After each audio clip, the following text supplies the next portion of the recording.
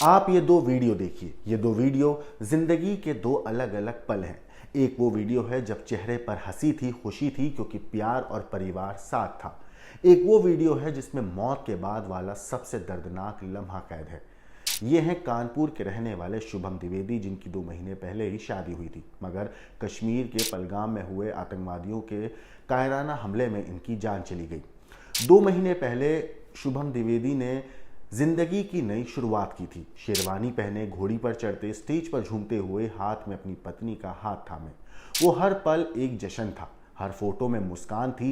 लेकिन किसे पता था कि महज 2 महीने के बाद यही तस्वीरें आंसुओं की बाढ़ बन जाएंगी और एक हंसता खिलखिलाता चेहरा आतंकियों की कायराना गोली का निशाना बन जाएगा।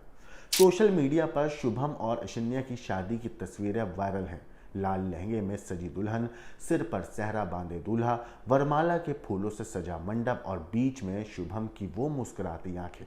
अब यही तस्वीरें परिवार के लिए असहनीय दर्द बन चुकी हैं। जो एल्बम पहले यादें थीं, अब वही ऐशन्या की चुप्पी में बदल चुकी हैं। पहलगाम आतंकी हमले में मारे गए कानपुर के शुभम द्विवेदी के भाई ने बताया कि भाभी ने भाई के गोली लगने की सूचना दी। भाई ने यह भी कहा कि भाभी और भाई मैगी खा रहे थे कि तभी अचानक वर्दी में 2 लोग आए।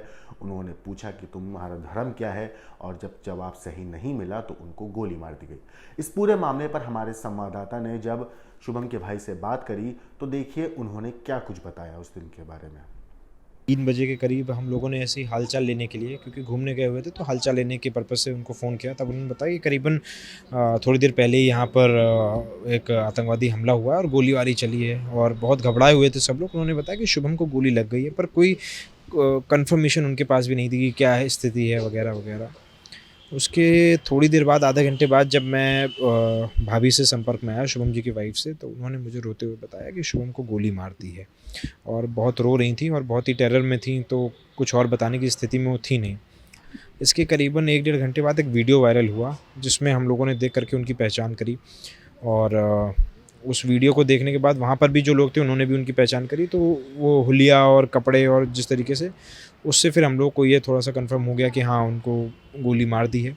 जब जब ये इस घटना हुई तो जो आपके भाई थे और जो उनकी वाइफ थी वो उस वक्त पहलगाम में थी, पूरा परिवार भी साथ में था या पूरा परिवार भी पहलगाम में ही था, पर घुड़सवारी करते हुए कुछ लोग ही ऊपर गए थे, जिसमें भैया और भाभी साथ में बैठ कर के वहाँ पर मैगी वगैरह खा रहे थे। तो भाभी ने ये बताया कि वहाँ पर 2-3 लोग अंदर आए जो कि वर्दी में थे, यूनिफॉर्म में थे, और उन्होंने आते ही भैया से पूछा कि क्या तुम मुसलमान हो?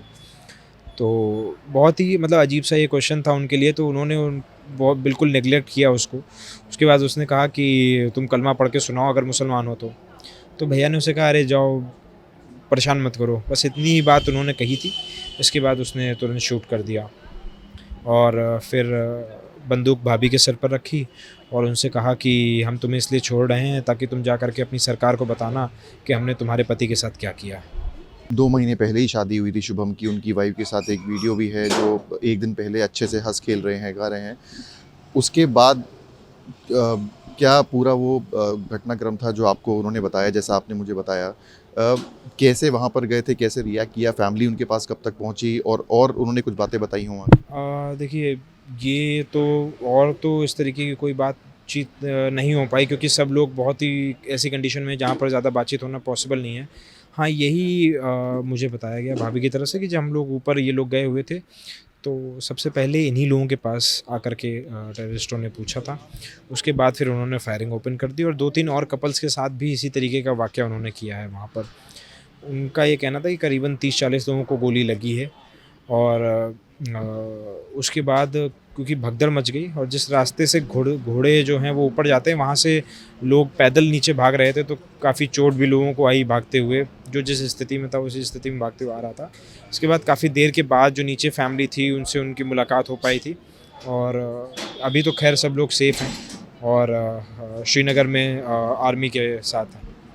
साथ है घूमने गए थे मेरे ख्याल से शादी के बाद पहली बार, और कौन कौन साथ में था? परिवार में आपके कौन कौन है जो साथ में वहाँ पर घूमने गया है? देखिए, वहाँ पर शुभम जी थे, उनके फादर थे, उनकी मदर थी, उनकी वाइफ़ थी, शुभम जी की बहन का पूरा परिवार, बहन के हस्बैंड, बहन के इन-लॉज़, और शुभम के भी इन लॉज साथ में गए हुए थे, शुभम की साली भी वहाँ पर गई हुई थी, तो एक तरीके से 3 परिवार एक साथ गए हुए थे ये। आपसे एक सवाल पूछूंगा कि घटना तो घट चुकी है, आई एम श्योर सरकारें अपना काम कर रही हैं, लेकिन एक जो मन में भावना है आपके कि जिन लोगों ने ये काम को अंजाम दिया, उनके साथ आप क्या कार्रवाई चाहते हैं या क्या अपनी सरकार से आप अपेक्षा करते हैं? देखिए, मैं सरकार से बस इतनी अपील करना चाहता हूँ कि जो हमने खो दिया है, हमारी तो क्षति हो गई है और वो हमारा वापस नहीं आएगा, पर सरकार इस चीज़ का एक ऐसा मुंहतोड़ जवाब दे कि आगे ये घटना किसी और के साथ कभी घटित ना हो। वहाँ के आतंकवादी और पाकिस्तान ये सोचने से भी घबराएं कि हिंदुस्तान के किसी भी इंसान के ऊपर उनको गोली चलानी है। बहुत बहुत धन्यवाद हमसे बात करने के लिए। आपको बता दें कि शुभम के पिता संजय द्विवेदी कानपुर में ही सीमेंट के कारोबारी हैं। शुभम को जम्मू कश्मीर से बुधवार के दिन वापस लौटना था। शुभम की मौत की सूचना जैसे लगी वैसे ही घर में कोहराम मच गया। घर वालों का कहना है कि आतंकवादियों ने जिस तरह की कायराना हरकत की है और मेरे शुभम को मारा है, वैसे ही सरकार को उनसे बदला लेना चाहिए। पाकिस्तान के पाले हुए इन आतंकियों को तबाह करना बेहद ज़रूरी है। वैसे सर्जिकल स्ट्राइक का ऑप्शन है, लेकिन उससे भी बड़ा कुछ होने वाला है। एयर स्ट्राइक का भी ऑप्शन है, लेकिन उससे भी बड़ा कुछ होने वाला है।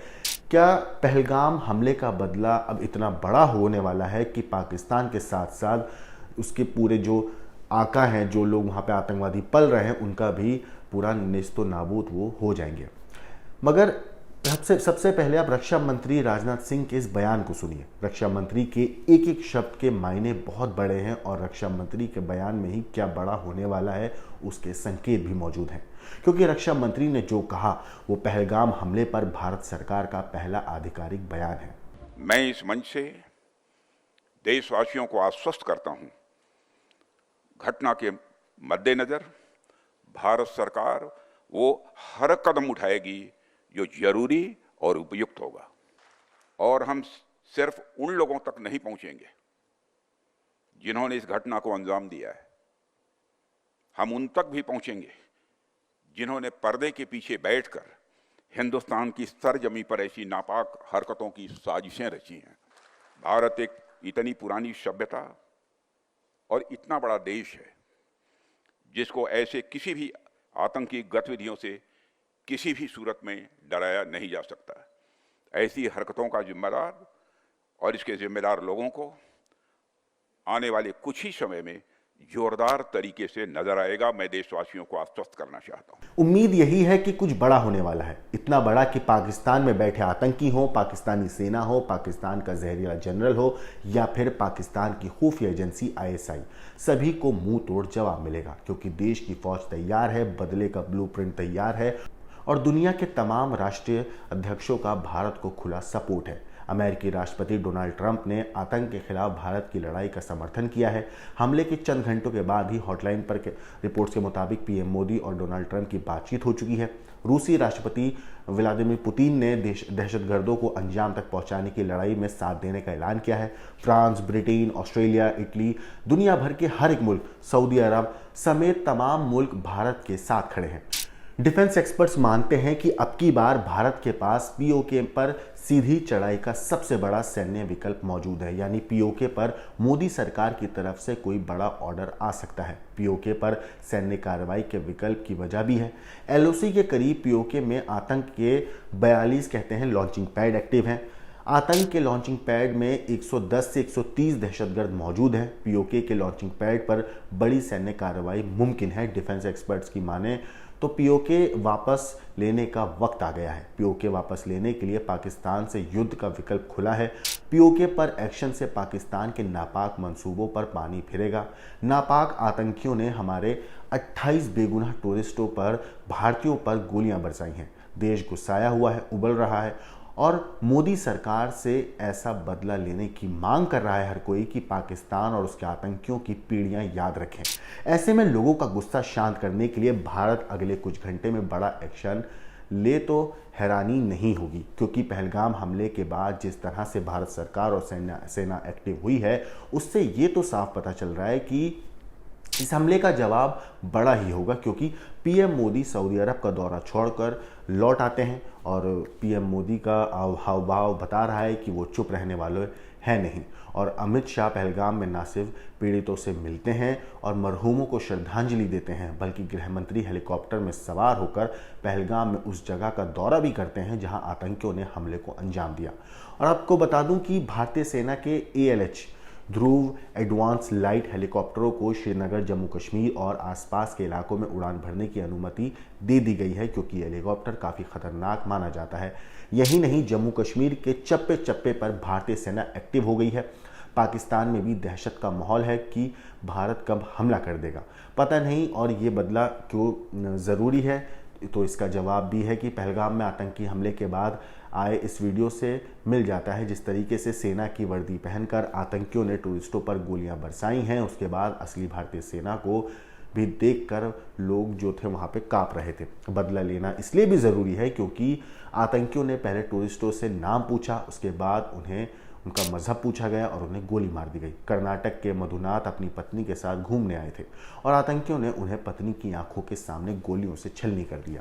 बदला लेना इसलिए भी ज़रूरी है क्योंकि हरियाणा के रहने वाले 26 साल के नेवी लेफ्टिनेंट विनय नरवाल को उनकी अपनी पत्नी के साथ, जब वो अपनी पत्नी के साथ हनीमून पर आए थे कश्मीर, वहाँ पर उनकी पत्नी के साथ धर्म पूछकर, उनका नाम पूछकर गोली मार दी। बदला इसलिए भी लेना है हमें क्योंकि आतंकियों ने यूपी के शुभम द्विवेदी, कानपुर के रहने वाले शुभम द्विवेदी को उनकी पत्नी के सामने मार डाला जब वो मैगी खा रहे थे। 2 महीने पहले इनकी शादी हुई थी। बिहार के रहने वाले मनीष रंजन हो, जो अपनी पत्नी और 2 बच्चों के साथ वहाँ पर आए थे, जिन्हें गोली मार दी गई। आप यकीन मानिए, वहाँ पर पूरे हिंदुस्तान से लोग मौजूद थे। हर कोई अपने परिवार के साथ वहाँ पर 2 वक्त चैन के सुकून के बिताने आया था, लेकिन इन आतंकियों ने मासूम बेगुनाहों को जिस तरीके से गोली मारी है, वो अपने आप में शर्मसार करने वाली हरकत है, दिल को दहला देने वाली हरकत है।